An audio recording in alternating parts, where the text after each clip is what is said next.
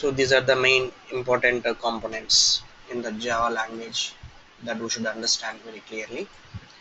And after that, we discussed some basic rules that should be followed while writing any Java program.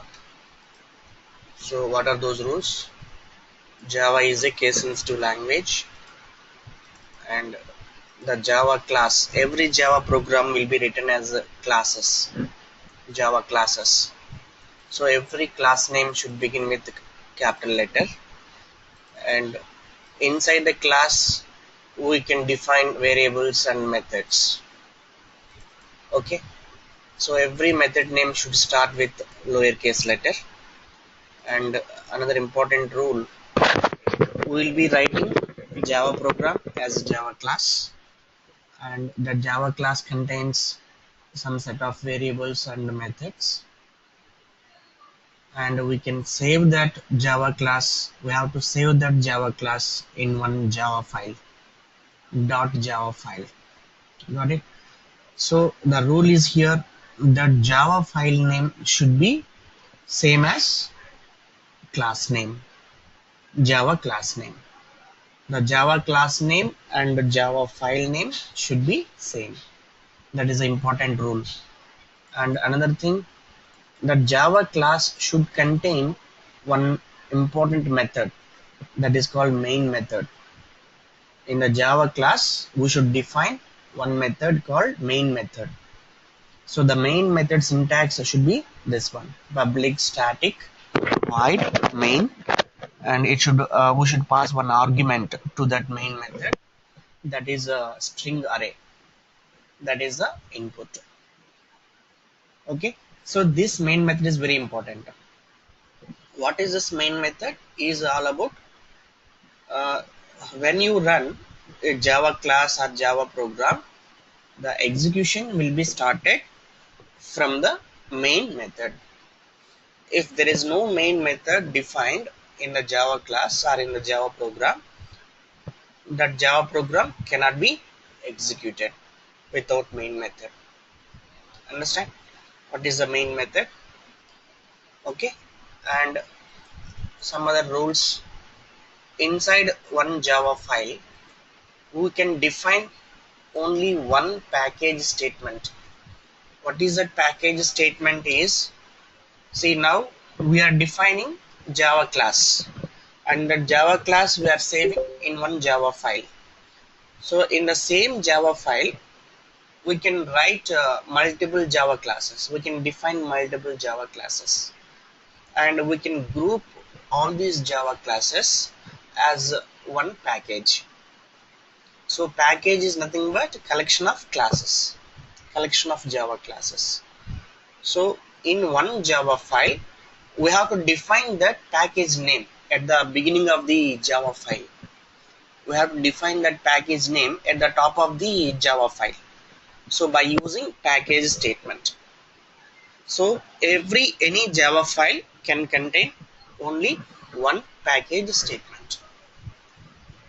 And after package statement, we can write import statements inside Java file. What is this import statements? Suppose I am writing one Java program. In this Java program, I want to create an object for another class, which is defined in another Java file or in another package.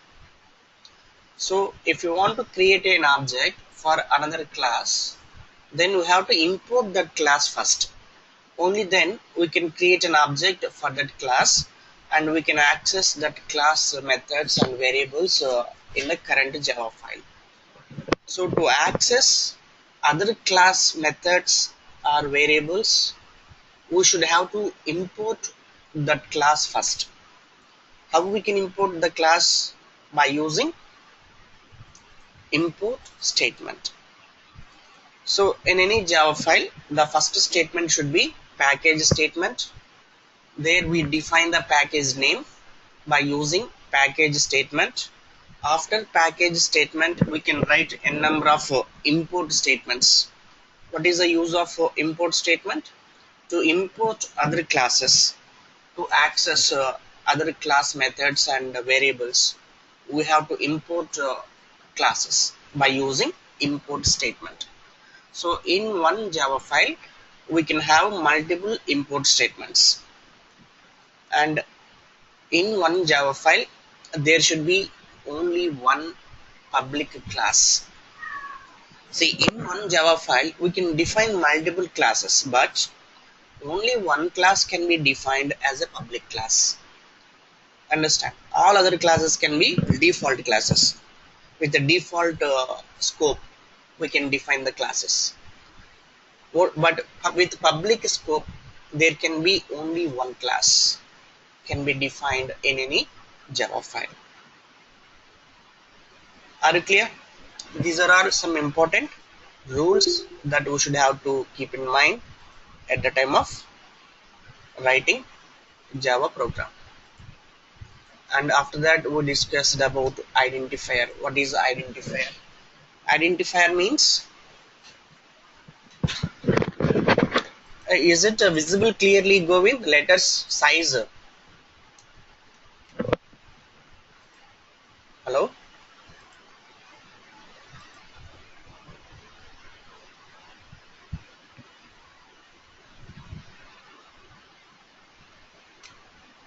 Hello, Govind?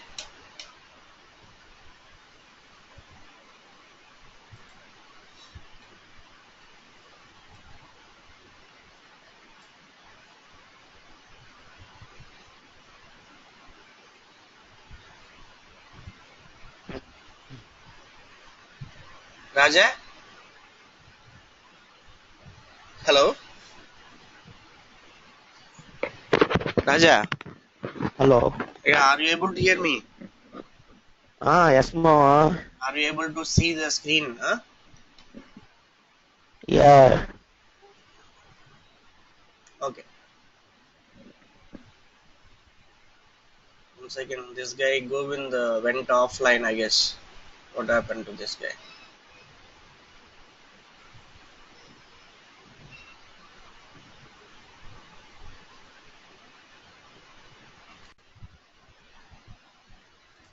Yeah.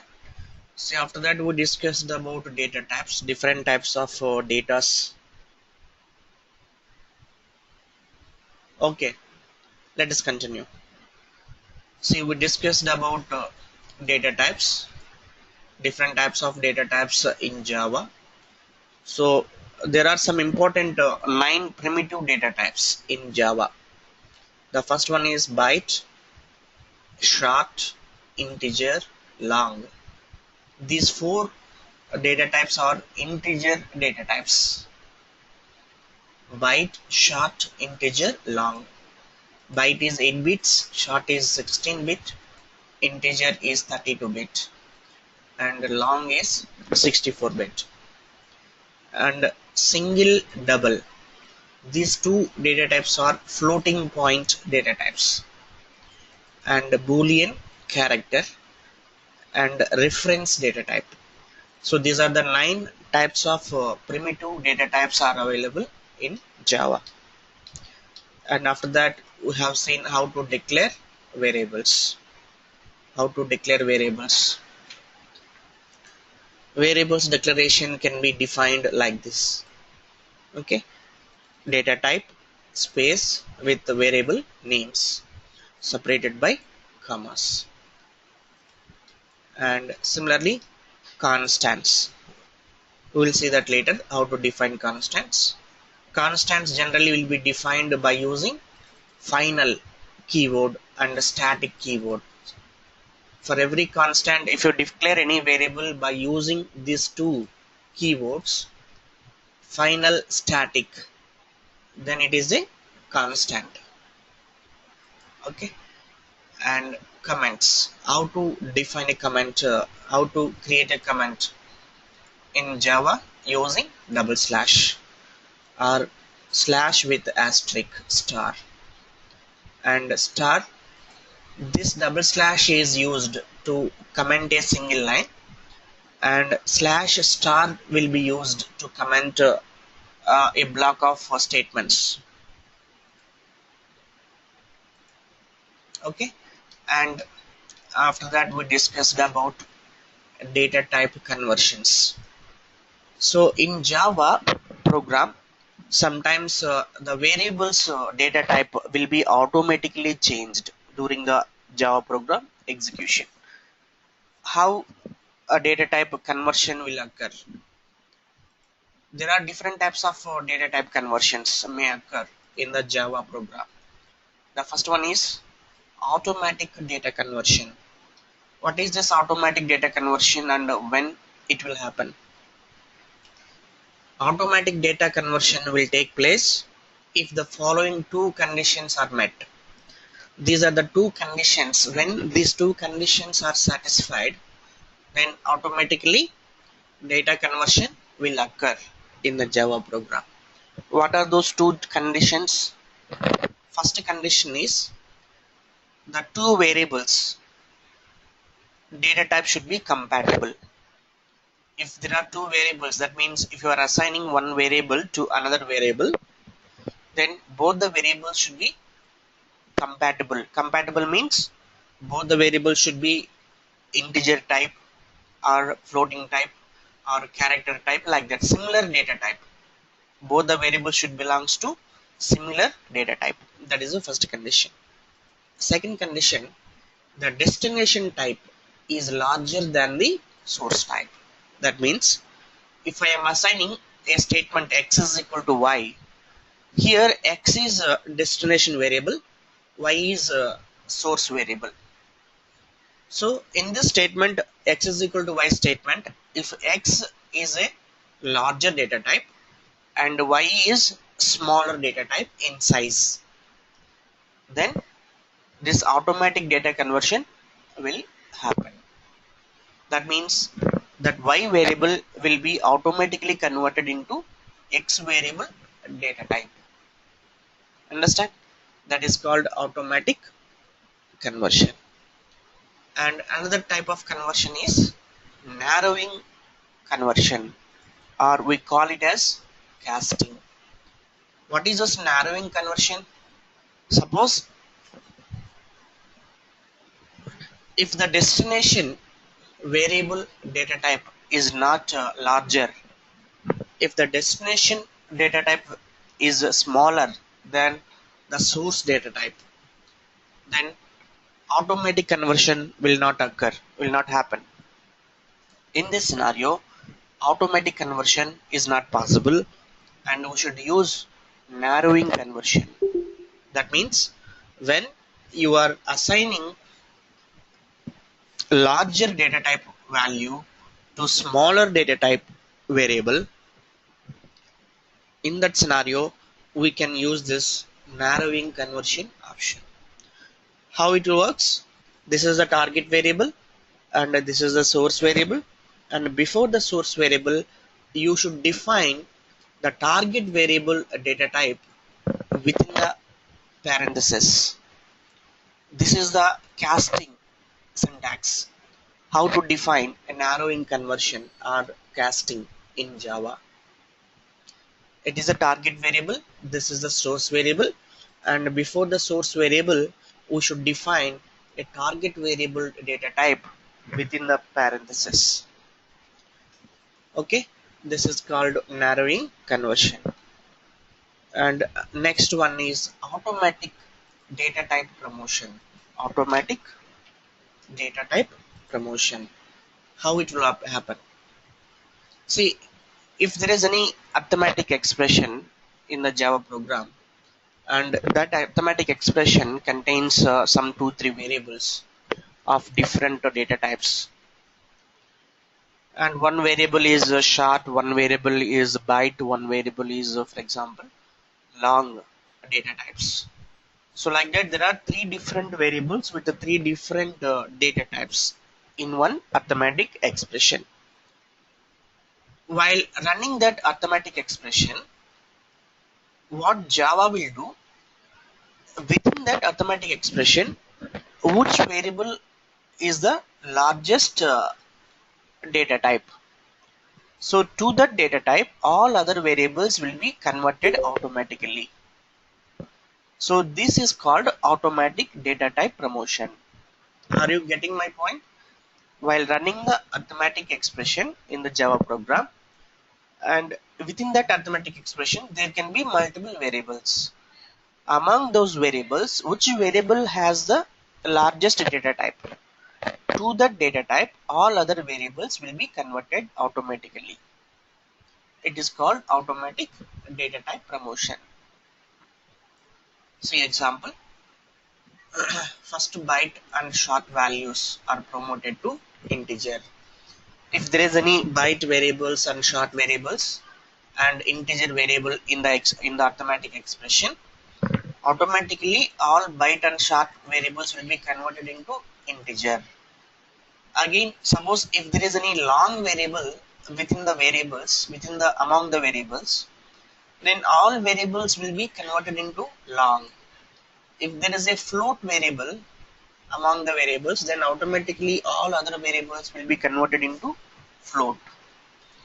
If there is any double type variable in the arithmetic expression, then automatically all other variables will be converted into double. Like that, all variables will be converted into the largest data type automatically within the arithmetic expression. That is called automatic data Sir, type promotion. sir, Yes, Govind.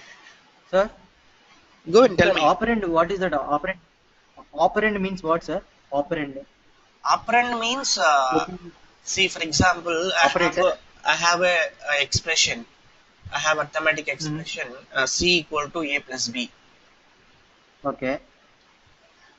Within this expression, uh, C, A, B are operands. Oh, okay. Got it? Huh? Generally, we will call it as variables, right? So we can, the another name is also operand, no? For that Yeah, variable. variables only. That is called operands. Within the expression, those variables we are calling as operand. Clear?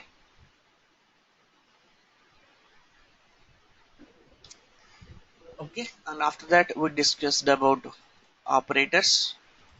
Different types of operators we discussed: arithmetic, bitwise, relational, boolean, and after that we discussed about different types of control statements, conditional statements, if condition, if else condition statement, and if else if statement. Okay. And next, nested if statement and a switch statement. What is the syntax of a switch statement? And iteration statements, iterations, while loop, loop statements, loops, loops. Okay. While loop syntax and do while loop. Okay. For loop. Okay. Yeah, just a minute, ma. Just I'm getting one call.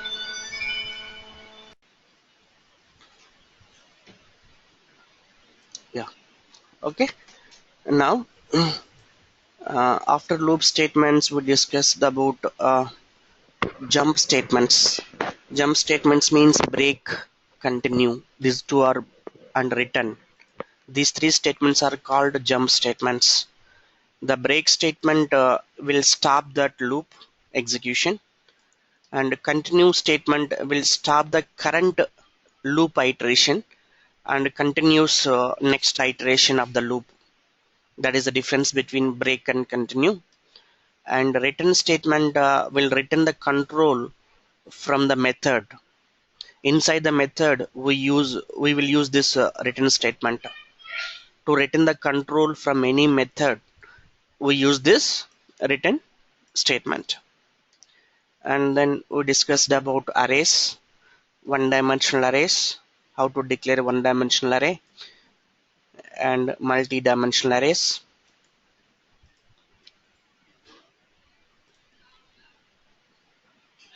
Okay. And then we discussed about class, what is a class, and what is the instance variables. Class is nothing but it is a template, or it is a collection of variables and methods. Collection is nothing but, class is nothing but a collection of variables and methods. Okay. And what is the object? Object is an instance of class. Instance variables. What is the instance variables? The variables declared or defined within a class, but outside of all the methods, are called instance variables. And every instance variable, each instance of the class, that means for one class we can define multiple objects. That object is nothing but instance of a class. So each instance of a class, that means object, for each object, instance variables will be created. Instance variables will be created for every instance of class. That means for each object for that class, instance variables will be created for every object. Suppose if I create two objects for one particular class, object 1 will be having one set of instance variables, object 2 will be having another set of same instance variables. So you can assign one value to object 1 instance variable, I can assign another value to object 2 instance variables. Are you clear? That is called instance variables. Members means class members. What is the members of the class? Instance variables and methods are called members of the class.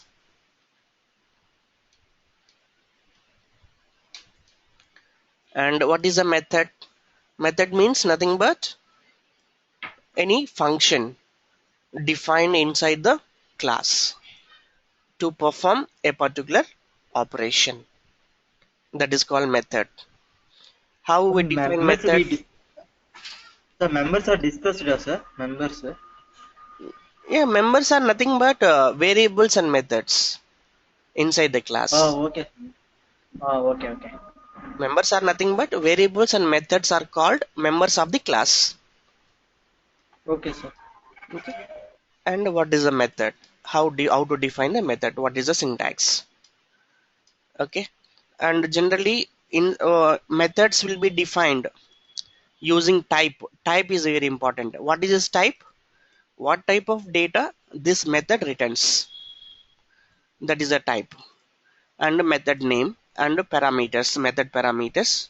And inside that method, we can use return statement to return the value from that method.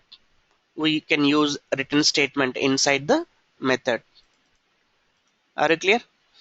And the method type can be void. If the method type is void, what does that means? That method does not return any value. Are you clear?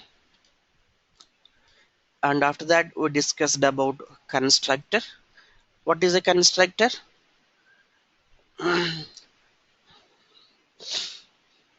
The constructor means nothing but it is a method which will be executed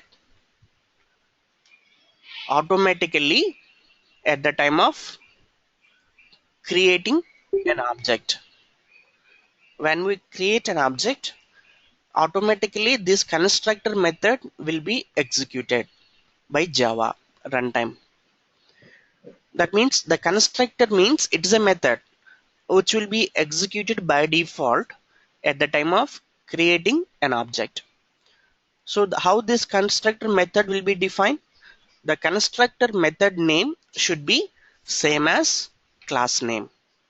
The constructor method's name should be same as the class name.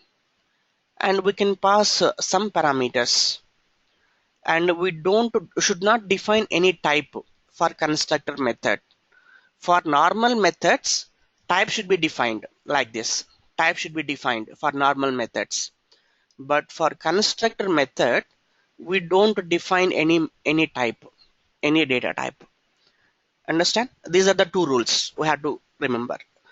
To define a constructor, the constructor name should be same as a class name, and another one, the constructor method, no type will be defined for constructor method. And when this constructor method will be executed at the time of creating an object. Okay. And the next one, object reference variable. What is this object reference variable? See, for example, box is a class. For example, we define one box class. And for this box class, we are creating an object. How we are creating an object? By using new keyword. Using new keyword, we are creating box object. And thus this box new object is assigned to b1 variable. Okay. So here b1 is a variable of which type? b1 is a box class type variable. And similarly, b2 is another variable of type box class. Now we can assign b1 also box type, b2 also box type. So we can assign b1 to b2 or b2 to b1. It is possible now because both are same type. So here b1, b2 are object reference variables. Are you clear? What is object reference variable means? Nothing but a variable of class type.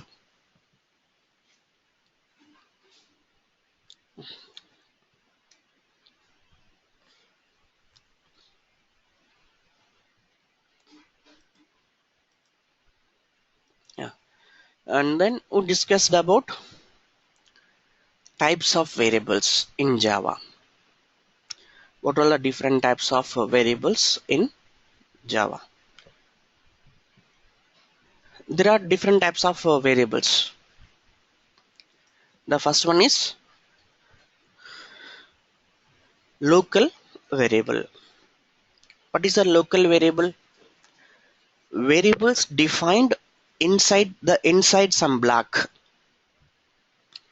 Block means which begins and ends with cursive brackets. That is called block.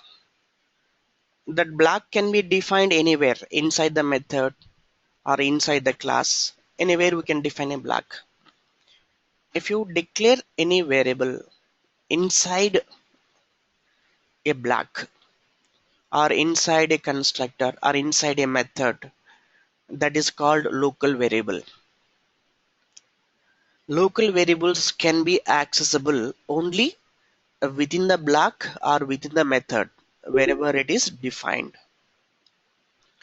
And to these local variables, default value cannot be assigned. No default value will be assigned to local variables. And to these local variables, we cannot define access modifiers like public, private. These are called access modifiers. These access modifiers cannot be defined for local variables. These are the important points about local variables. And next one, instance variable or non-static variable. Instance variables will be defined outside of the methods or constructor or blocks, but inside the class. Within the class, instance variables will be defined within the class but outside of methods or blocks. And these instance variables will be created at the time of creating an object. And a new copy of instance variables will be created for each object. And these instance variables will be destroyed whenever object is destroyed. And to these instance variables we can define access modifiers like public, private. Access modifiers can be defined with instance variables, and these instance variables has default values. If you don't assign any value, automatically some default value will be assigned to this instance variables. Clear? And next one, static variables or class variables. What is a static variable?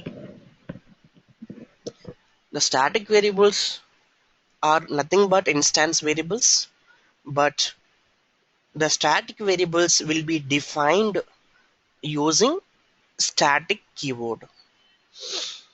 Static keyword will be added to static variables. These static variables will be defined inside the class but outside of all the methods, similar to instance variables. Similar to instance variables. Okay, and these static variables is little different from instance variables. How it is different from instance variables? Instance variables will be created for every object. If I create 5 objects, 5 copies of instance variables will be created. But static variables are not like that. The static variable will not be created for each object. The static variable will be defined only once, and the same static variable will be shared by all object instances. For each object instance, it won't create a new copy of static variable. Instead of that, the same static variables will be shared by all object instances. But in instance variables, for every object instance, a new copy of instance variable will be created. But static variable will not be created a new copy for every object instance. Instead of that, the same static variable will be shared by all object instances. And another important difference is the static variable can be accessed before creating an object, but instance variable cannot be accessed before creating an object. Instance variables can be accessed only through objects. Without creating an object, we can't access instance variable, but static variable can be accessed before creating an object by using its class name. Say like this: class name dot variable name. Like this we can access static variable. Okay, that is important point about static variables. Are you clear? Different types of variables what we discussed: local variables, instance variables, and static variables. And what is the difference between instance variables and static variables? And what is this keyword? What is the this keyword? The this keyword is used inside any method to refer the current object which is invoking the current method. Which object invokes this method? To refer that object, we can use this keyword. We can use this keyword to refer the current object which invokes the current method. Are you clear? That means this keyword refers the current object. Okay. And next thing we discussed about hiding instance variables. What is this one? See, for example, I have declared one instance variable x inside the class, and inside that same class. Sir, one Yes, question, sir. go in. This have you discussed before, sir? Yeah, This Yeah, I this is don't think nothing so, but sir. just it refers the current object. Mm-hmm. I will see. I will show you that one. How where we can use it. You can understand here. Mm-hmm. Hiding instance Okay. variable. See, for example, I have a one class. Okay. Inside the Mm-hmm. class, for example, class one. Okay. Inside class one, I have instance variable. Okay. Integer x. Inside this class, I have method one. Method one. Okay. Inside this method, I am passing. I am declaring one more variable integer x. Are you clear? Here x is a instance variable and here x is local variable. Correct? This x is instance variable. Understand? This x is local variable.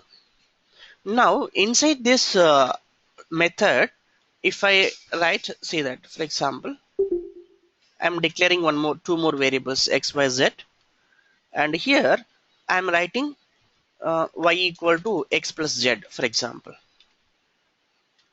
Which value this x will take? Either this value or this value.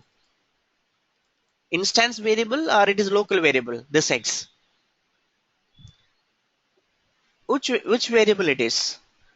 Either local variable or instance variable in the statement y equal to x plus z statement. Which variable it refers? It represents.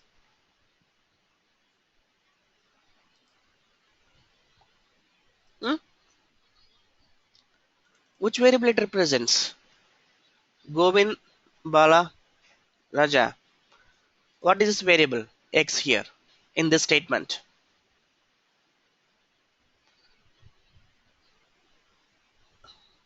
Static. It is local variable. Correct? See here, that is what. See, even if you have any instance variable and if you define any local variable with the same name as an instance variable, then the preference will be given to local variable. That means this local variable will hide this instance variable inside this method. So now here this x is not an instance variable inside this method. This x is local variable. That is this concept, hiding instance variable. When instance variable will be hidden? If you define a local variable with the same name as instance variable, then that local variable will hide the instance variable. So now inside this method one, I want to access this instance variable value. Understand? Suppose is z equal to, I want to add y plus instance variable x. See, in this statement, I want to use local variable. And here in the statement, I want to use instance variable value. How to access instance variable x? X means it will take local variable because the local variable will hide the instance variable and the local variable will be given the high priority. So by default, this x represents local variable. But in this statement, I want to use the instance variable x value, not local variable x value. Then how to access here the instance variable x? Now you can write here this dot x. Understand? See, this dot x means this represents here object, current object. So for this current object, we are getting instance variable. From this current object, get the instance variable value. So this statement will return the current object instance variable x value. That means it returns this x value, not the local variable x. Understand? So like this, we can use this variable. Are you clear, Govind, here?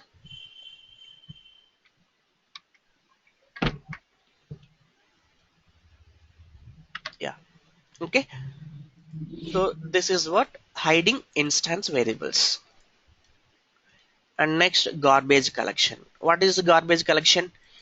In Java, suppose here if I create one object variable in the Java program, okay, and after that you can write kill that object. We can destroy that object. That means we are not going to use that object anymore. So if you are not using that object, then what we should do? We should have to release that object memory. Otherwise, unnecessarily, still that object will occupy memory space in the RAM during the program execution. So it is very important to release the memory for all the variables which are not in use while running the program. How this will happen? So the mechanism which will do this process, that means releasing of memory for all unused variables in the Java program execution, that this mechanism is called garbage collection. That means automatically it will happen. It is an automatic process in the Java program.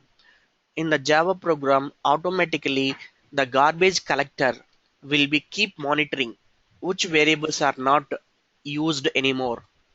So if it finds any variable which is not in use, then automatically it will release that variable memory. This mechanism is called garbage collection. So we are nothing to write any code for that. It will automatically happen in the Java. Understand? That is called garbage collection.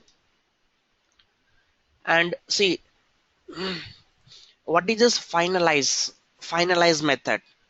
See, what is a constructor method? The constructor method will be executed at the time of creating an object automatically by Java, right? That means if you want to do some initialization of variables, or if you want to do some actions at the time of creating an object, those things can be defined inside the constructor, because the constructor method will be executed at the time of creating an object. Now similarly, if you want to do some actions, or if you want to do something, if you want to execute some steps at the time of destroying the object, at the time of creating the object, if you want to execute, what we can define? Constructor can be defined. At the time of destroying the object, if you want to execute something, then that can be defined inside finalize method. Inside finalize method. Inside the finalize method, we can define some steps, whatever you want to execute at the time of destroying the object. So this finalize method will be called automatically at the time of destroying the object. Are you clear? And next thing we discussed about overloading methods. What is this overloading methods? Overloading methods means nothing but we can define multiple methods with the same name and with different parameters, or with different parameter data types. Understand? We can define multiple methods with the same name and with a different number of parameters, or with different data types of parameters. That means we can define one operation in multiple ways. That is called overloading. Understand? And similarly, we can construct constructor also a method. So constructors also can be overloaded. That means we can define multiple constructors in one class. It is possible with a different number of parameters. Understand? Constructors also can be overloaded. And also we can also pass objects as parameter to methods. We can pass normal variables as parameters to methods. Similarly, we can pass objects also to parameters. Okay, and how to pass the data to parameters? data passing methods in Java. In Java, there are two data passing methods. The first one is call by value and second one call by reference. See, call by value will be used by default when you are passing a variable as a parameter, and call by reference will be used by default when we are passing an object as a parameter. It will be using call by reference. What is this call by value? Call by value means nothing but the value of actual variable will be copied into parameter variable, and call by reference means the address of the actual variable will be assigned to a parameter variable. Instead of value, address will be copied in the call by reference. In the call by value, value will be copied. In the call by reference, the address of that variable will be copied. That is the difference. Okay.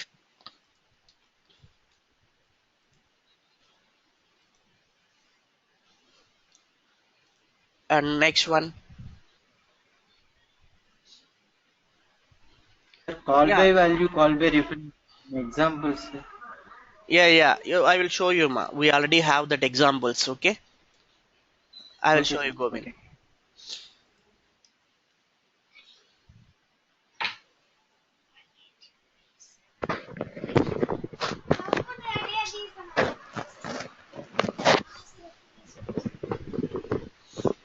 So the next one is a recursion. What is a recursion is, I will show you, Govind, that examples. Okay, let us complete all the topics what we covered so far. Then we'll go to the programs. Okay, and a recursion. We discussed a recursion. What is a recursion? In Java, recursive programming is possible. Recursive programming means nothing but a method which calls itself. A method which will call itself again and again. That is called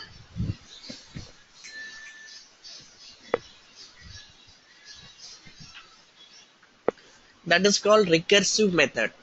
So we can define recursive methods in Java. That also we have defined one recursive example. I will show you that also. And next, come to here. What are all the access modifiers are available in Java? Access modifiers means default, private, protected, and public. These are the four different access modifiers are available. Default access modifier means we don't define any keyword. We'll be leaving blank. Then we should assume that it is a default access modifier. For example, if you define a class without any public, private, or protected anything, then we assume that that class is default access modifier. That means if you define any class with a default access modifier, that class can be accessible by default within that package, but not in other packages. Okay. And what is a private access modifier? The private access modifier can be used for methods, variables, and constructors. Okay, but not to classes, I guess. See, but not to the classes. Private cannot be defined for classes. The private access modifier cannot be defined with classes and interfaces. It should be defined only with methods, variables. That's all. Not with classes and interfaces. Are you clear? What is this private means? If you declare any variable or any method as a private, that method or variable can be accessible only within that class. It cannot be accessed outside of that class. That is called private. Okay, and protected. What is the protected? The protected also cannot be used with class and interface. The protected also can be defined only for methods and variables. If you declare any method or variable inside the class as protected, these protected methods and variables can be accessed within that package by any class, and these protected methods and variables can be accessed in other packages but inside only the subclasses of this class. Are you clear? The protected variables and methods can be accessible within that package by any class, and these protected variables and methods can also be accessed in other packages but inside only subclasses. What is a subclass? We will be discussing that in today's session. Okay, and what is a public? Public means public can be defined as a for classes or methods or variables or for interfaces. Also we can define public. Public means that class or method or variable can be accessed from anywhere, from any package or from any class. From anywhere we can access that. That is called public. Are you clear? These four keywords, default, private, protected, and public, are called access modifiers. That means these four keywords will define where that particular class or method or variable is available or is accessible. That will be defined by using these keywords. Where that particular class or particular method or variable can be accessible in the Java program will be defined by using these keywords. So that's why these keywords are called access modifiers. And there are another three keywords which are called non-access modifiers. That means these keywords won't define where that particular class, method, or variable can be accessible, but instead of that, it will define some constraints on that method or class or variable by using these keywords. So these keywords are called non-access modifiers. The first one is final. What is a final? This final can be used with classes, methods, and variables. If you define any class or method or variable as a final, what does that means? It cannot be modified further. That is a final version. That is a final method. That is a final class, or that is a final variable. If you declare final as a variable, that is a constant. If you use final keyword with variable, that becomes a constant. Are you clear? And if I use final keyword for the method, that method cannot be modified. That means that method cannot be overridden. It's not possible anymore. If I declare a class as a final, that final class cannot be inherited. We cannot do anything. Are you clear? That is called final. And similarly, abstract. What is abstract? The abstract keyword can be defined with classes and methods. What is the meaning of this abstract? Generally, when we use this abstract keyword, see, when you are declaring some methods, when you are declaring some methods inside the class without implementing, without defining, that means inside the class, just you will be declaring a method, but you are not defining that method. You will not be defining that method implementation, but only declaration you are going to do. So in such case, that method should be defined as abstract. That means you are defining that these are all the methods should be defined inside this class, but you are not defining how that method should work.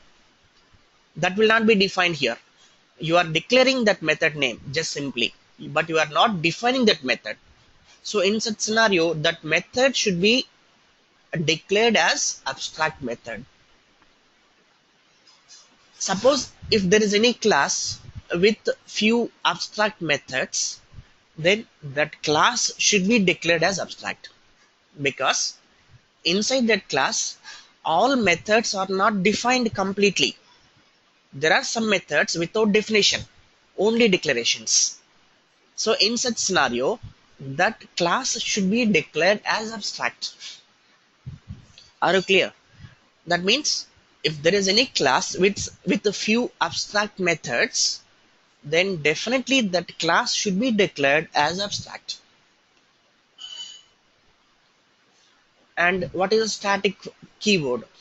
Static keyword is used with methods and variables, not with classes. If you declare static method or static variable, what will happen? That method or variable can be accessed before creating an object. That is the main important point about static keyword. Okay, and after that we discussed about inner classes. Inner class means a class inside another class. A class can be defined within another class, that is called inner class. Okay, up to here we completed the discussion of core Java concepts. Now today we will continue, we will complete this inheritance. What is the inheritance concept? Okay, now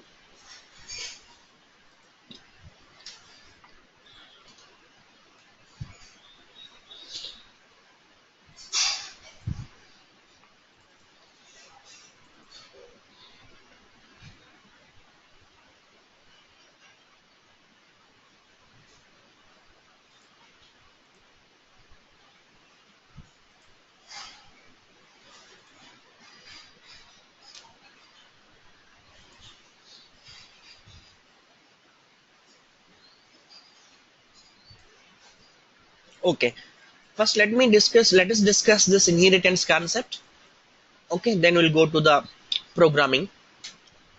What is the inheritance? What is inheritance? Inheritance means, what is the meaning of inheritance? Let us see what is the meaning of inheritance simply. English.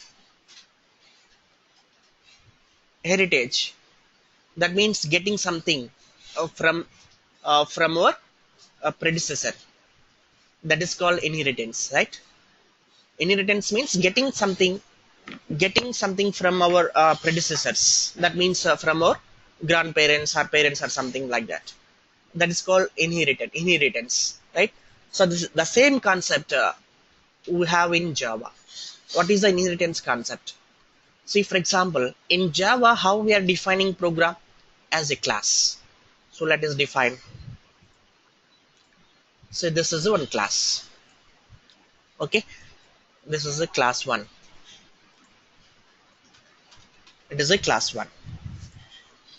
So inside this class 1, inside this class 1,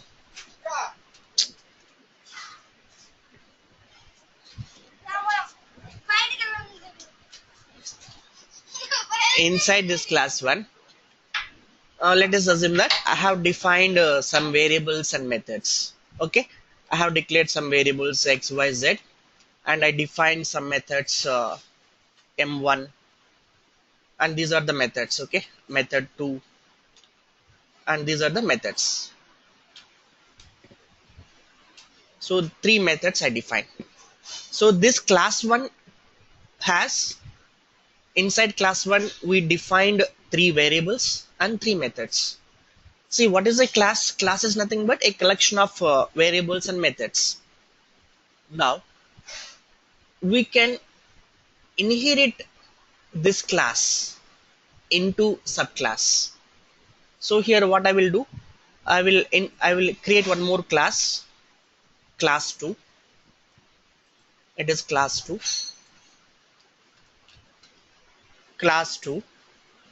This class 2 can inheritance from this class 1. This class 2 is derived from class 1, like that we can say. We can derive one new class 2, from this class 1. That is called inheritance. What will happen if I derive new class from class 1? Say that.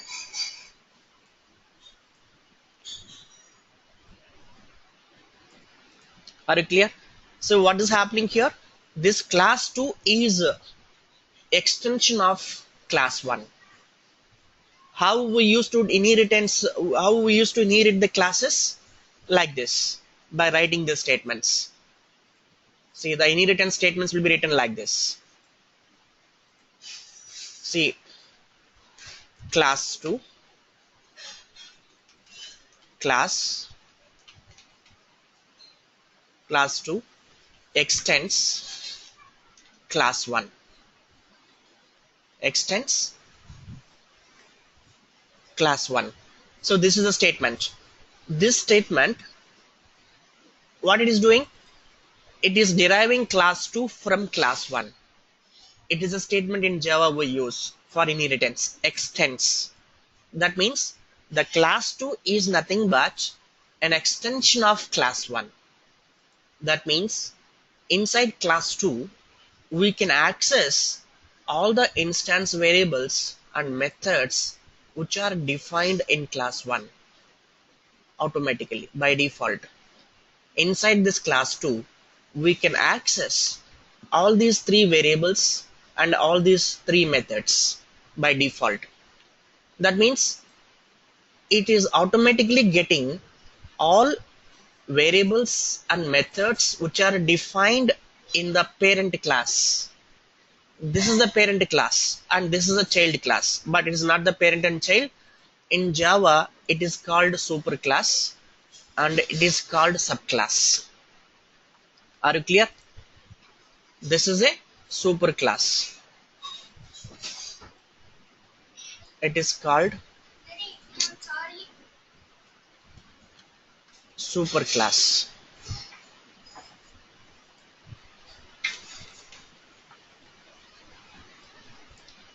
It is a superclass.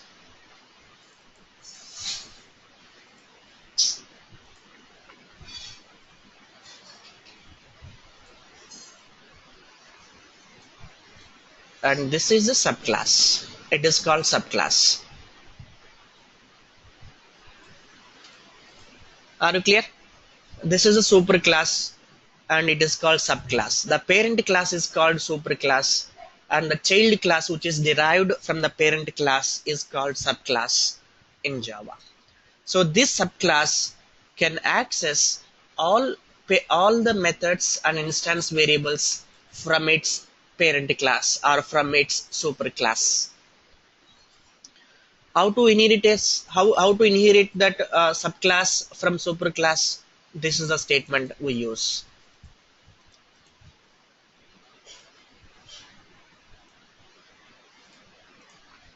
Are you clear? Similarly, we can inherit one more class from the same class. That means we can derive multiple classes from one class. So we can derive one more class from the same class. It is called class 3.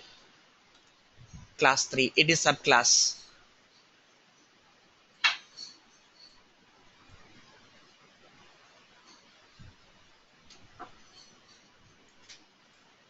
Are you clear? So this is another subclass. So again, we should write same kind of statement. It extends class 3 extends class 1. So here class 2, class 3 are 2 subclasses which are derived from class 1 superclass. See now inside class 1, what will be defined generally? The common methods and variables will be defined in the superclass. And these common methods and variables will be shared by all the subclasses. And these common methods and variables can be accessed by all subclasses. And apart from these superclass variables and methods, and each subclass can add its own methods and its own variables. So inside this class 2, we can add some its own methods and its own variables. For example, I am adding a comma b, two variables here, and I am adding method 4 m4, one new method, and inside this class 3 I am adding some variables m comma n variables, and I am adding a method 5. See here, now in class 2 we added some more new variables a comma b and one more new method m4. So now inside class 2, what all the methods are accessible? In class 2 we can access m1, m2, m3 and m4 methods. And similarly inside class 2, what are the variables we can access? X, Y, Z, A and B. And similarly from class 3, what are all the methods we can access? M1, M2, M3 and M5, but not M4. M5 and M1, M2, M3 can be accessed here. And similarly, the access variables X, Y, Z and Mn can be accessed from class 3. Are you clear? Again, from this class 2, we can derive another class. It is also possible. Okay, let me reduce the size.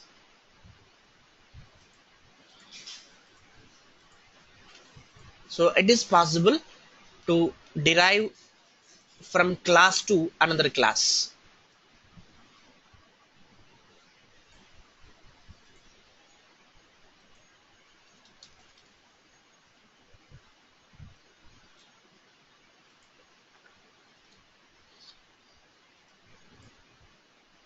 Okay, let me copy this. So here I am deriving one more class 4 from class 2, and here I will declare some other different variable r and m6 variable, m6 method.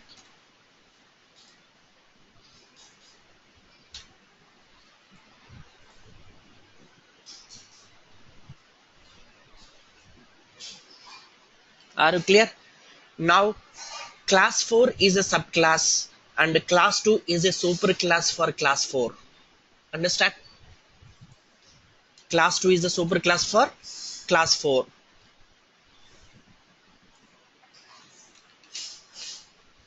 Okay, now inside class 4, what are all the methods we can access? Tell me. What are all the methods we can access inside class 4? We can access M1, M2, M3, M4 and M6. All these methods can be accessible in class 4. And similarly, variables X, Y, Z, A, B and R, all these variables can be accessible in class 4. Understand? So like this, it is possible to define the inheritance, multi-level inheritance. Multi-level, it is called multiple level inheritance. Okay, it is possible to define multi-level inheritance also in Java.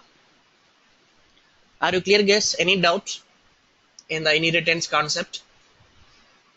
Inheritance means nothing but we will define some common methods and variables in the superclass, and these variables and methods can be shared by all its subclasses by using inheritance method concept.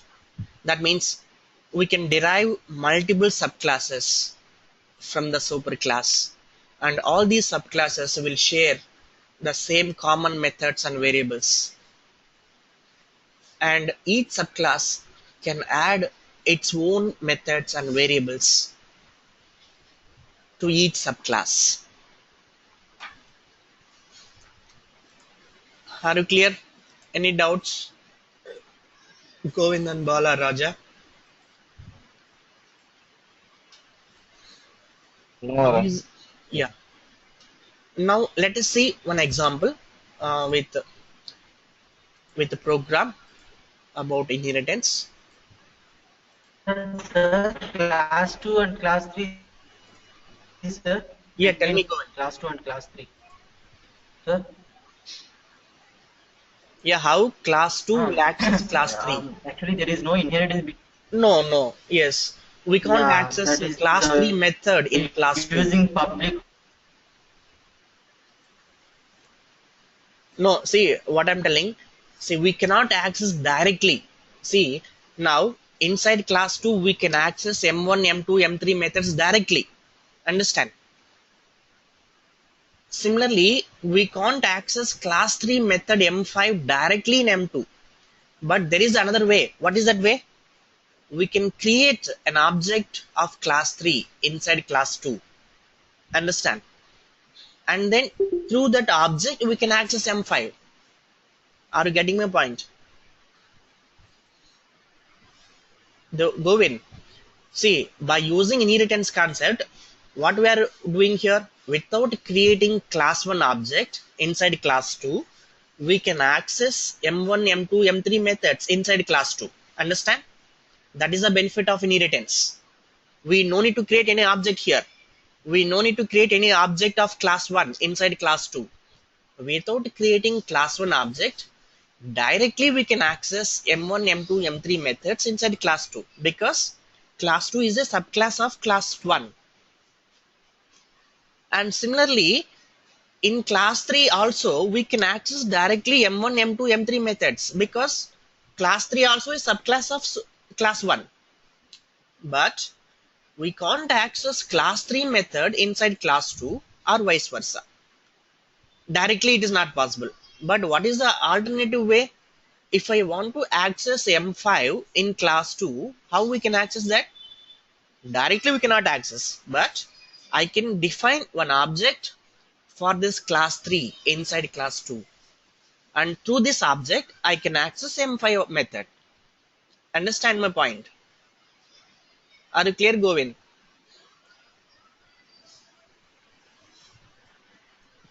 Govind, are you clear or any doubt?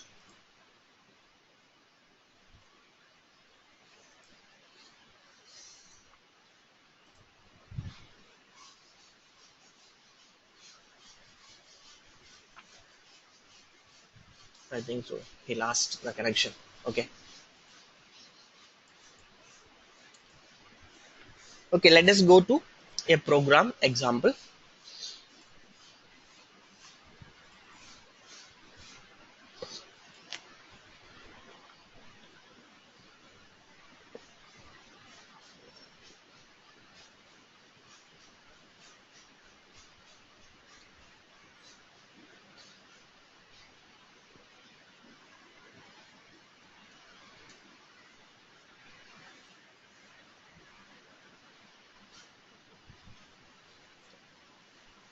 So we can say that this inheritance method, right? It's kind of reusing the reusing of same methods and variables. By inheritance, we are reusing that same methods across all the subclasses.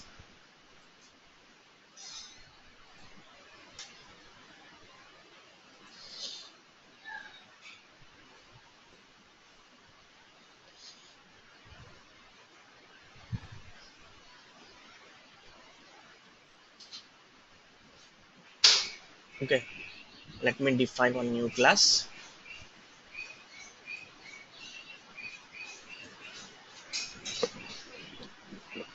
Let us define a box. For example, box class I'm declaring.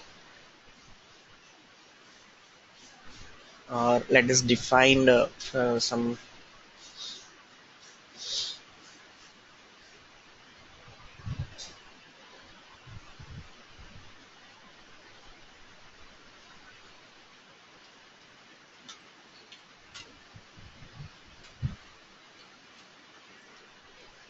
or let us take some mobile class. I'm defining real time some simple example mobile.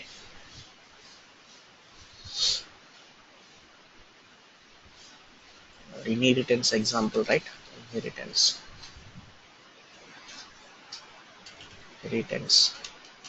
Okay.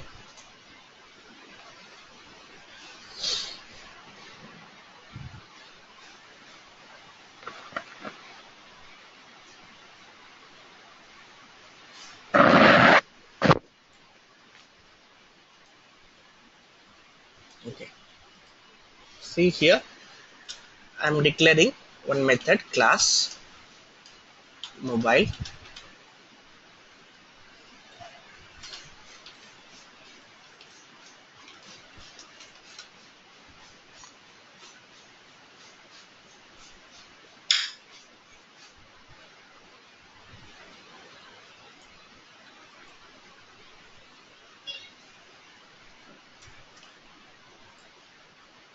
Mobile, and here I'm declaring, see mobile, tell me some common features of mobile, any mobile. See common features, I can say something display, string, string, display,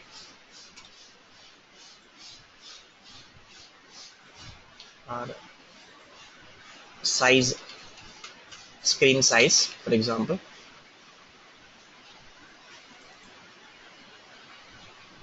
Yeah, RAM. It is for screen size I'm declaring here.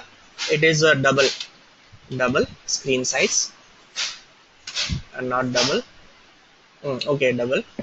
And RAM size. RAM size double.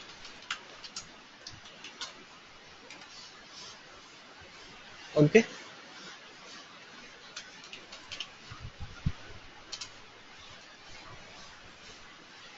What else, ma? Just we can say simply. Okay, let me only two properties I define, and define some methods of mobile operations. What operations we can do? Uh, Operations, I can define some methods like void, uh, call. Okay, this is one method, and similarly define one more method, common method, message. Okay, message, this is the common method. These are the some common features and common methods we declared here. What is this? RAM.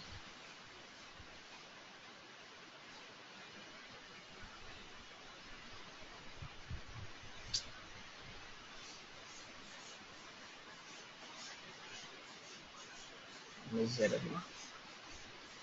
Method body. Yeah. Where is the method body? Oh, method body is not defined. That's why it is throwing error. We have to define some method, some statement. Let us define some statement here. System dot out dot print line.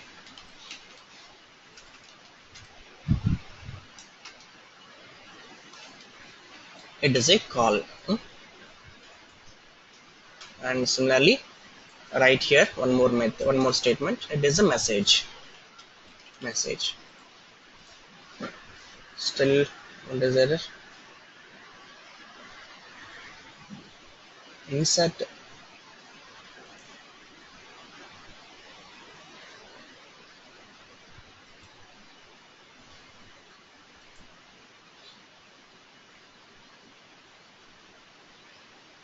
Where we have insert my.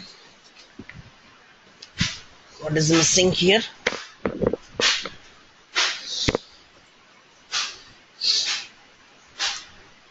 Okay, got it. I have to remove this. Still getting error. Insert to complete. Where we are missing insert?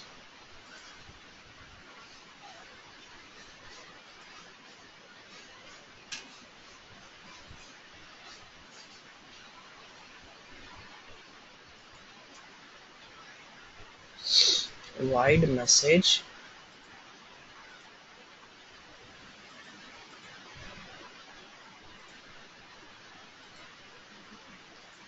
Okay, fine. This is one class. No, it is separate class, right? 1 second. It is separate class. It should be like this only.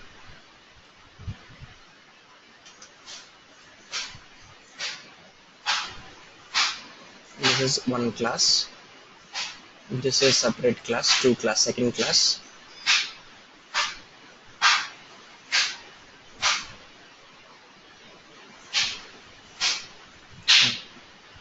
Okay, we'll define here something system dot out dot println. It is a main method. Okay.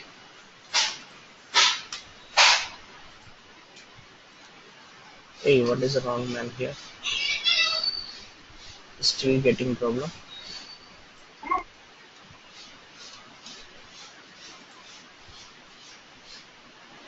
Public class inheritance.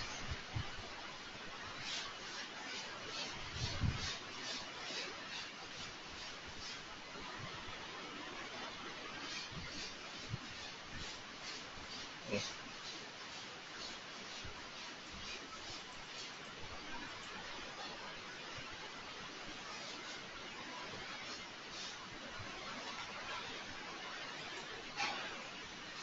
Why syntax error is coming? I'm getting.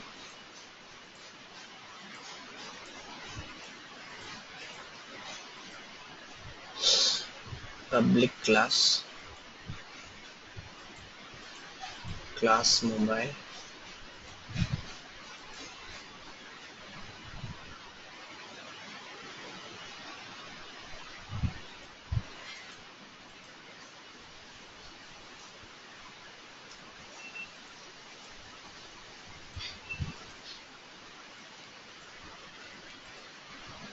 And what was the package? Hmm? Package there mostly at the top. What is the That is no, at the top package was written. That is not a problem. Right? no? I'm not getting what you are trying No, to. sir. Package was written at the top of the program. That is not a cause, right? No, no, no. That is not the problem. No, no. Mm. It is not allowing to define another class. Let me 1 second. Class.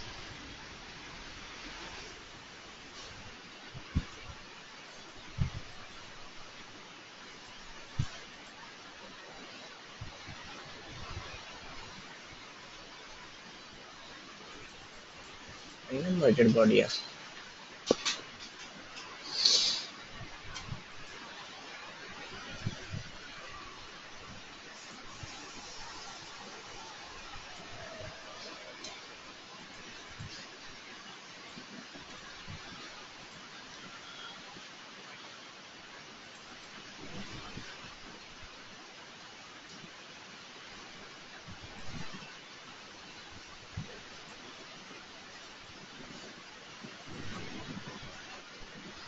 Second.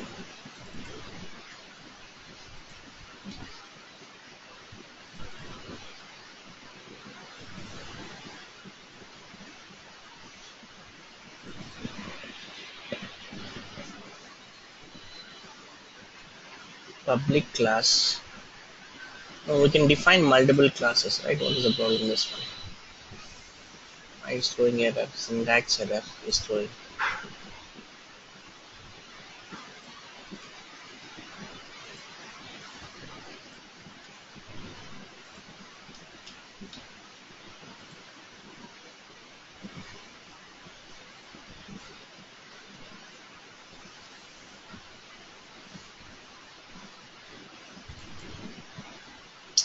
Okay, okay, got it. Small mistake.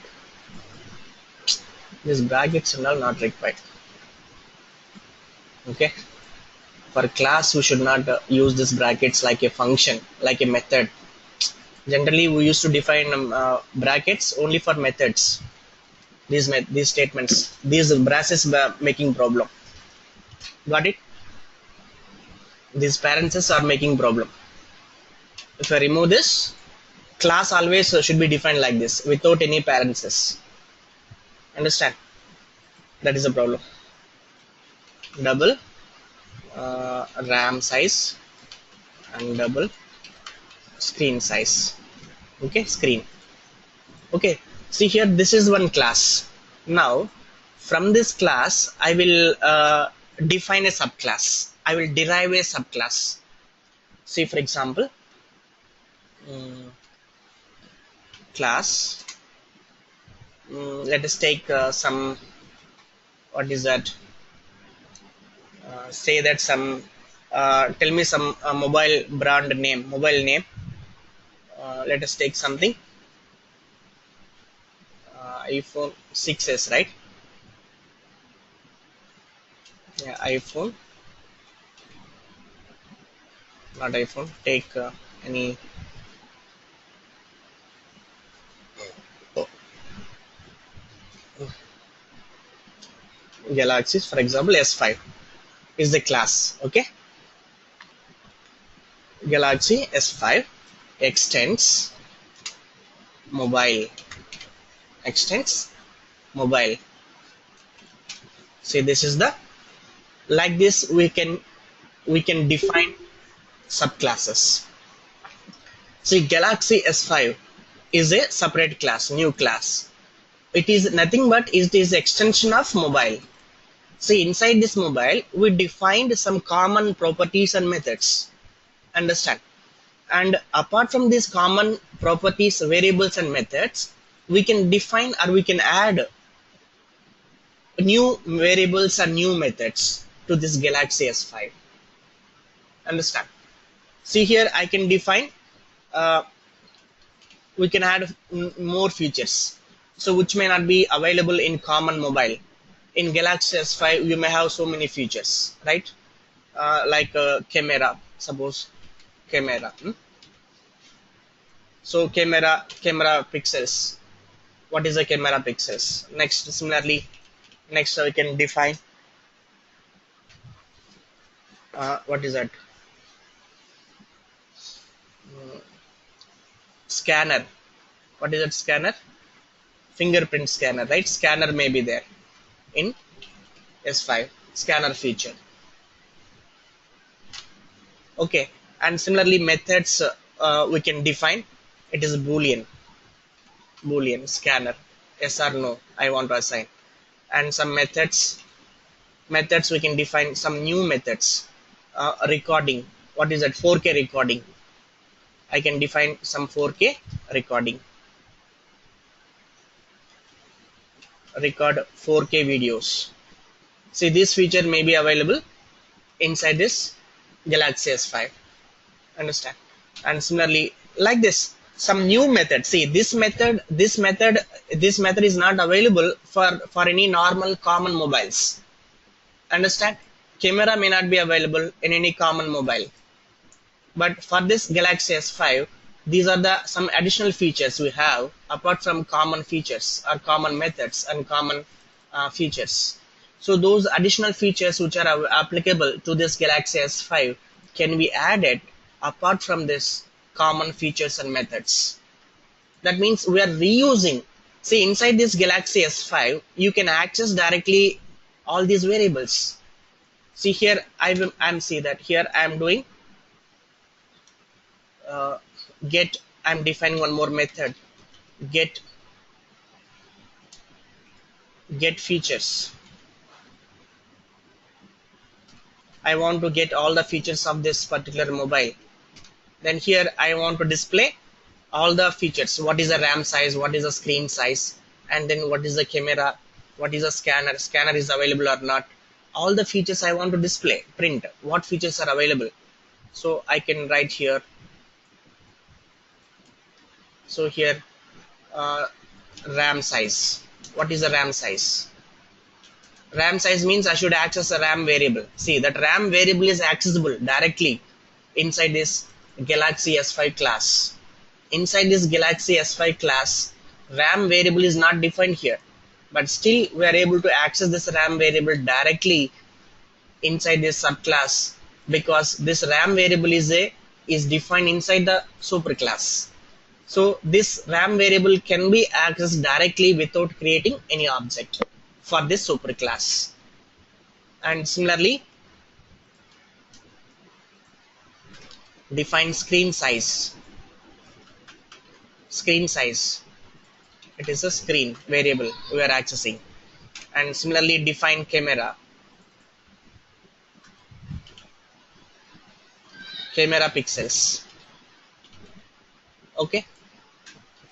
Next, scanner is available or not? Yes or no?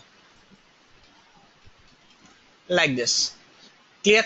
Similarly, we can access these methods directly inside this Galaxy S5 class. Understand? Clear? Like this, we can do that inheritance. We can use inheritance. It is a recording, 4K recording, 4K recording, 4K recording.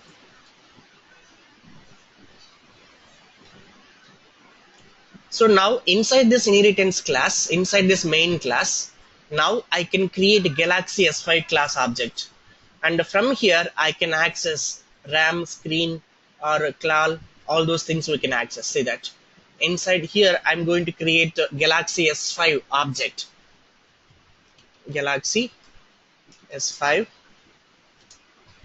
GS5 is the variable name, equal to new Galaxy S5. Okay.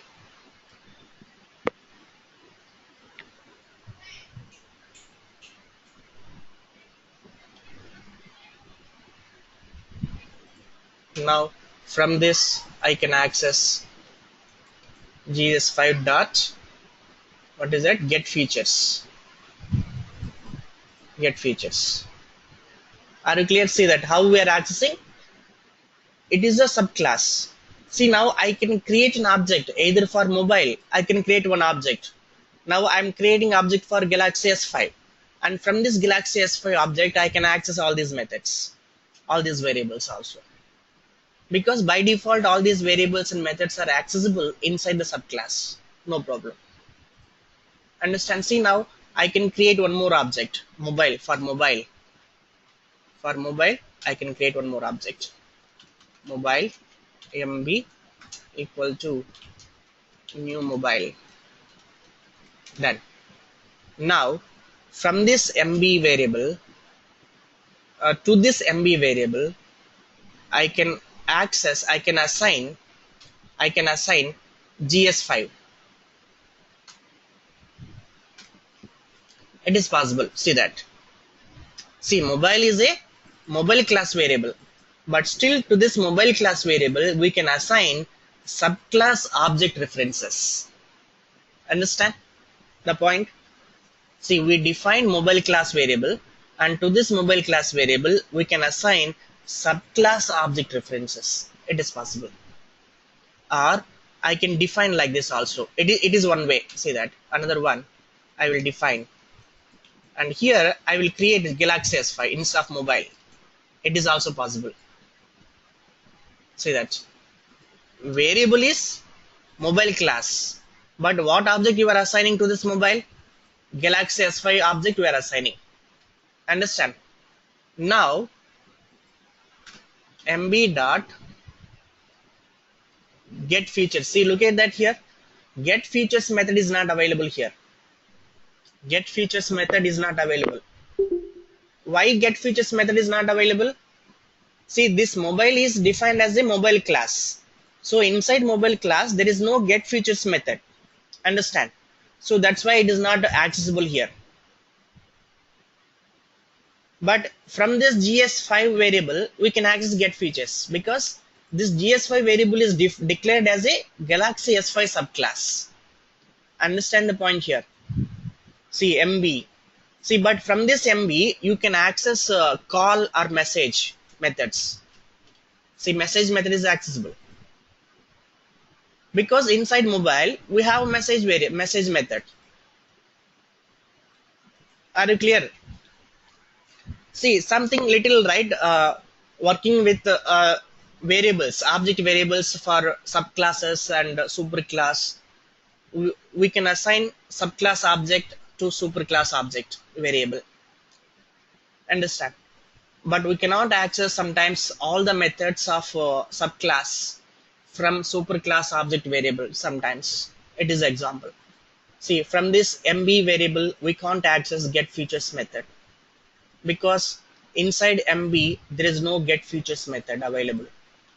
This get features method is accessible only from GS5 variable. Understand?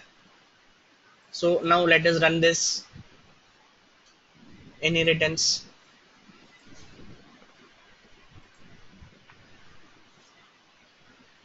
Okay, see, RAM size, screen size, we have not assigned anything, correct? RAM, screen size, we have not assigned any value. So by default, it is taking some default value. Default values it is taken because these variables are instance variables. That's why it is assigning default value. Understand? So inside this one, I want to assign, for example, assign RAM size. RAM size is equal to some 3 GB, 3.0, and the screen equal to 5.0. Okay, and camera equal to some 13 pixels. Scanner equal to true. It is there. Okay, so inside Galaxy S5, camera is 13 pixels, scanner is available, and what is the RAM size? 3 GB, screen size is 5 inches. So these are the features we assigned inside Galaxy S5. Now run it.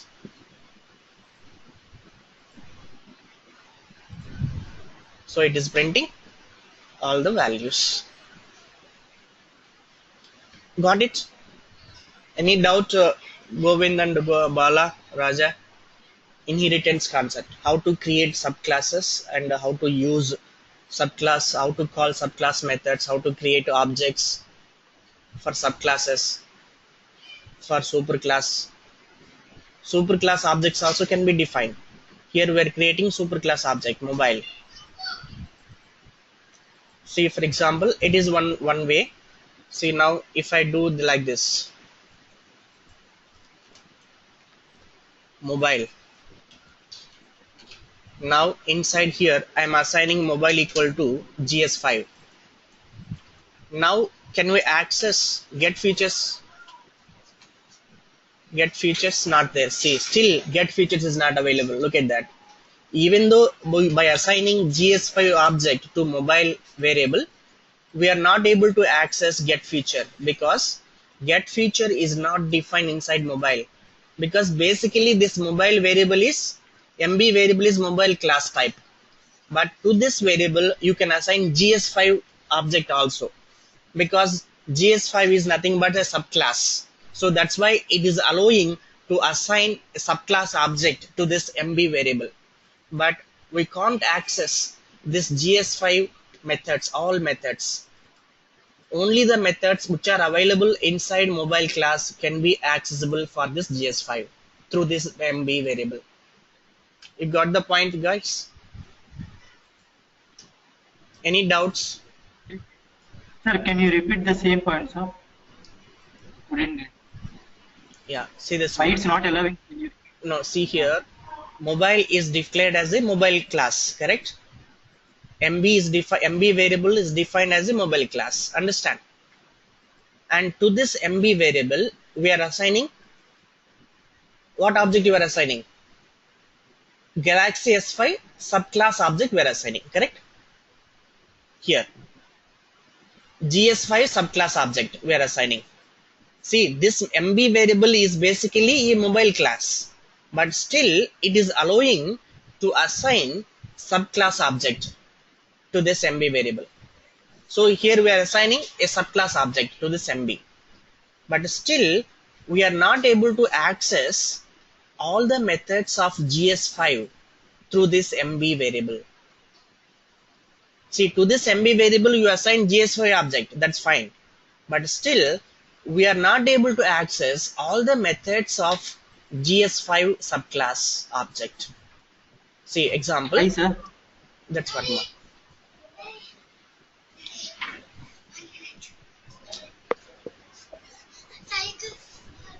See that MB dot, here we are not able to access get features method. Look at this. Is there any get features method displaying here? No, right? Are you clear? Yes, Get yes, features sir. method is not displaying. But if you look at that here, for GS5 variable, get features method is there, right? Yes.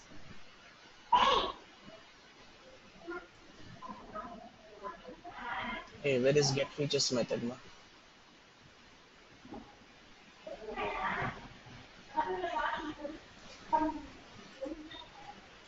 GS5 dot, see, get features method is accessible for GS5 variable, correct?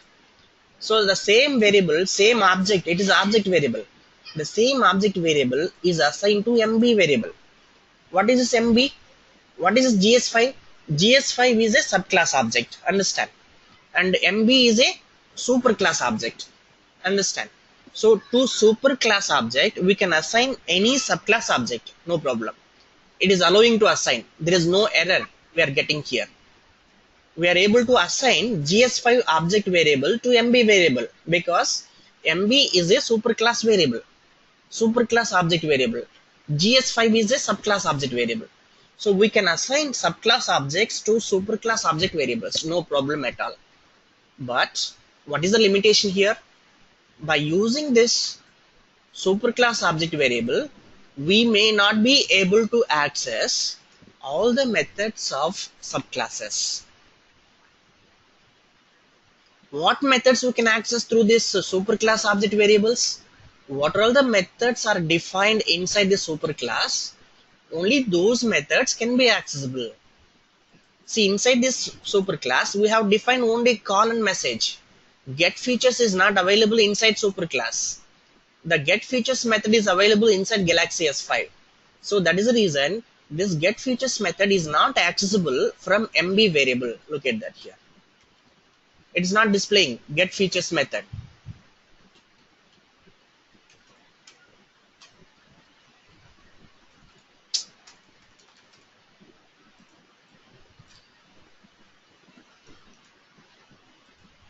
MB dot get features is not displayed.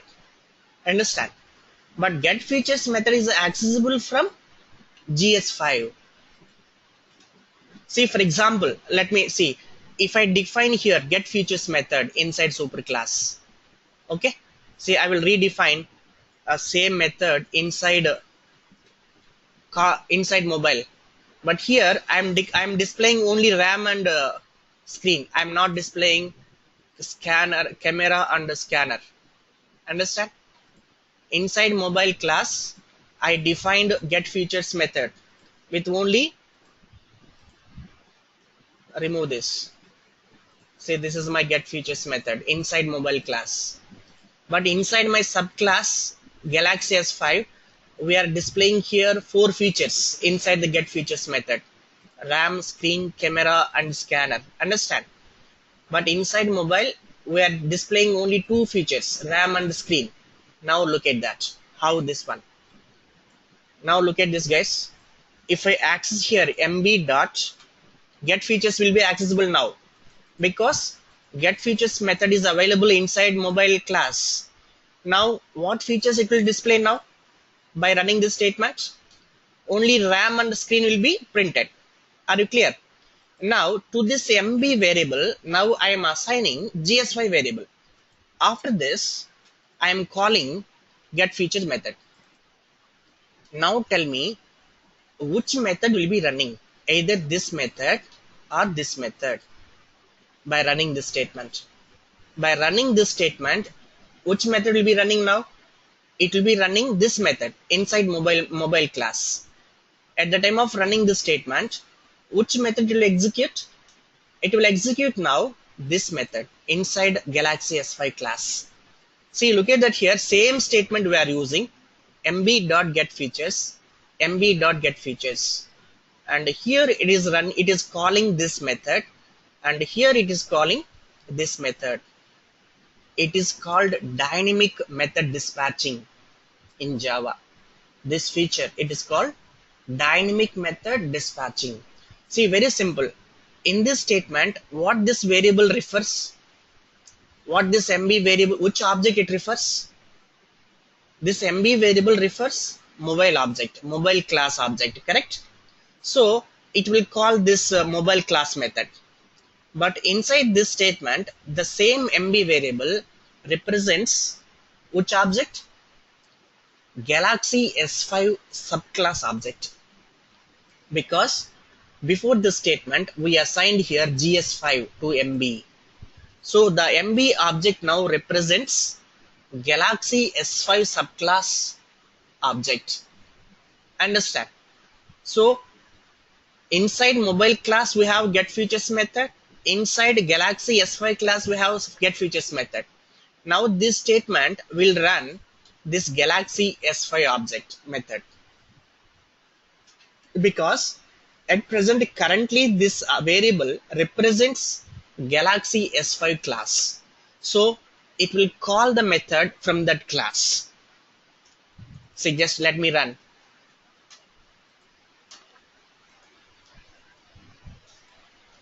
See, look at that.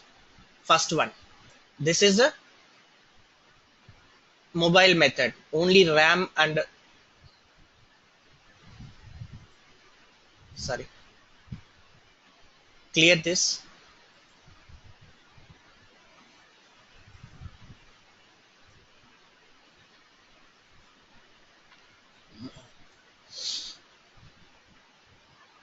Where is this one? Yeah, this one. RAM and screen displayed from mobile method. Again, RAM, screen, camera, scanner with values 3.0, 5, 13, true. These are displayed from Galaxy S5 class. It is a get features method, get features of Galaxy S5. It is get features of mobile. Are you clear? You understand this, Govind and Bala, this concept, how it is, how to use a subclass and superclass methods, how it will be executed in the execution. It is called dynamic method dispatching. That means dynamically the Java will check that what is the current object reference that variable is using, and accordingly it will execute the corresponding method at runtime. It is called dynamic method dispatching feature. Any doubts? Sorry, I have to increase this font size in this Eclipse, right? 1 second, I will do that. Where we can see this, preferences, font size, where you can increase.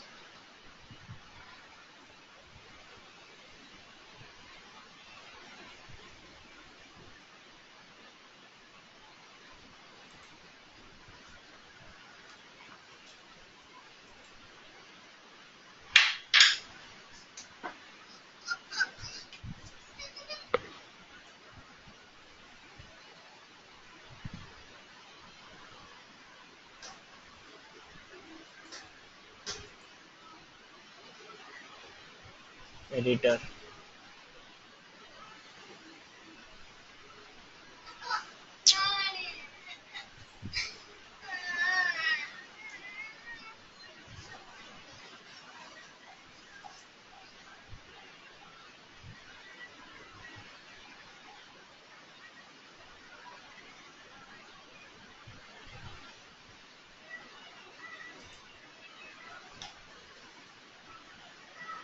Okay.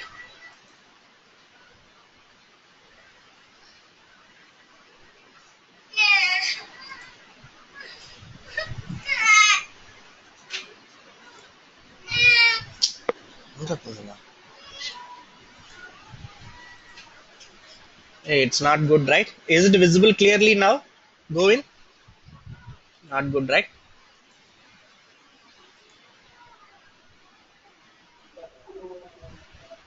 Yes, sir, but remove the bold, sir. Yeah, okay.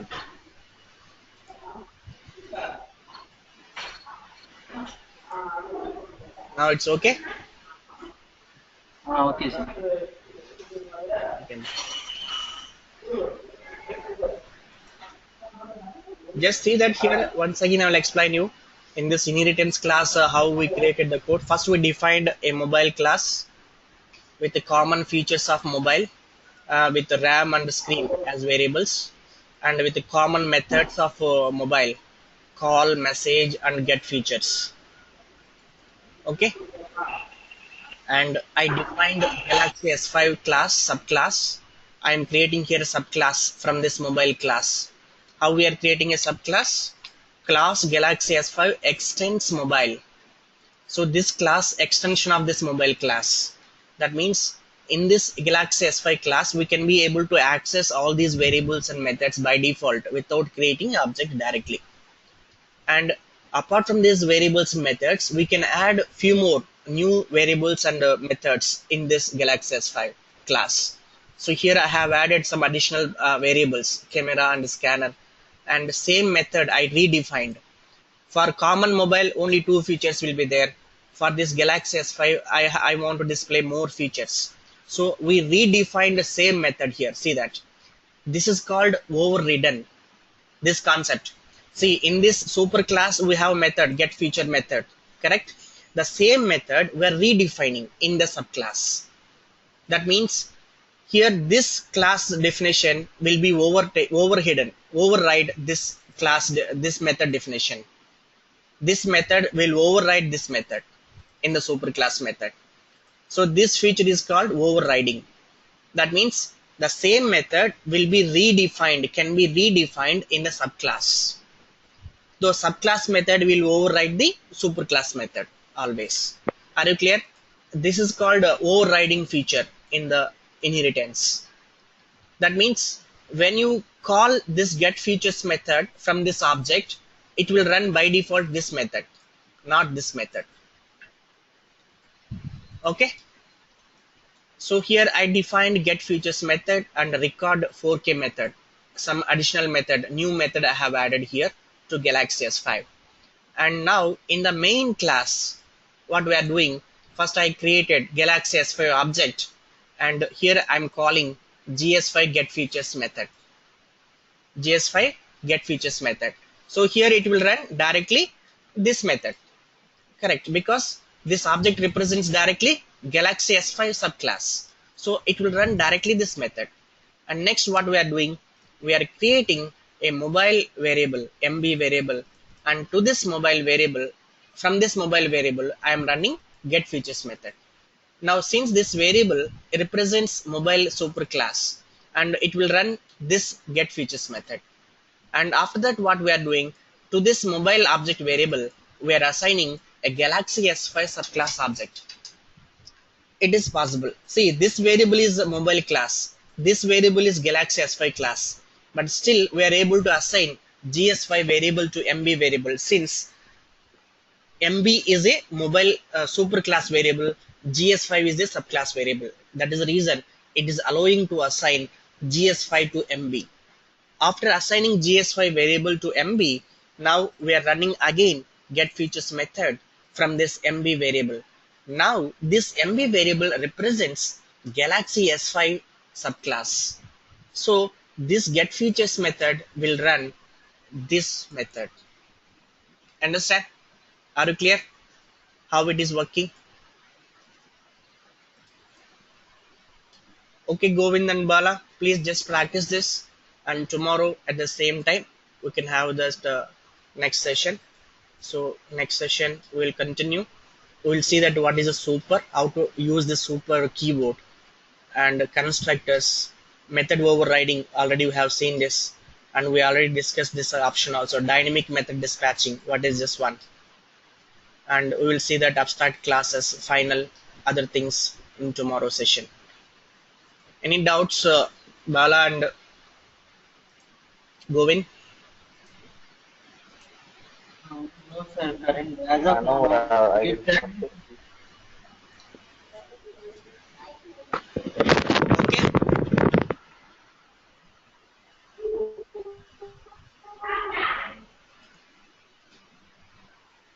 Okay. Okay, Bala and Govind, tomorrow we'll join at 7:30. Okay, 7:38. okay, sir.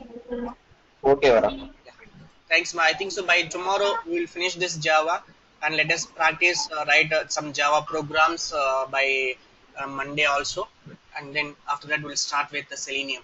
Once we are comfortable with the Java programs, right? We'll go with start with the Selenium. We'll do some practice, Java programming practice Monday also. Yes, sir. Yeah. The recording session, sir. Where I can see it? What, Govind? Hello. This is the recording session, sir. This one recording. Where I can access this Yeah, one. I will upload this today's session in our website. Okay. Oh, same website, right? Yeah, same website. I will Mhm. upload this file. Maybe it will take 1 hour What is the name, to sir? convert that file into uh, viewable format, and then I will upload it. Yeah, what to identify you are giving the name today's data. Yeah, yeah. That how I to will give the identify. name right, inheritance. Concept name itself, file Oh, name itself, inheritance. okay, sir. Okay. Okay. Okay, thank you. Yeah. Okay, guys. Bye. Yeah.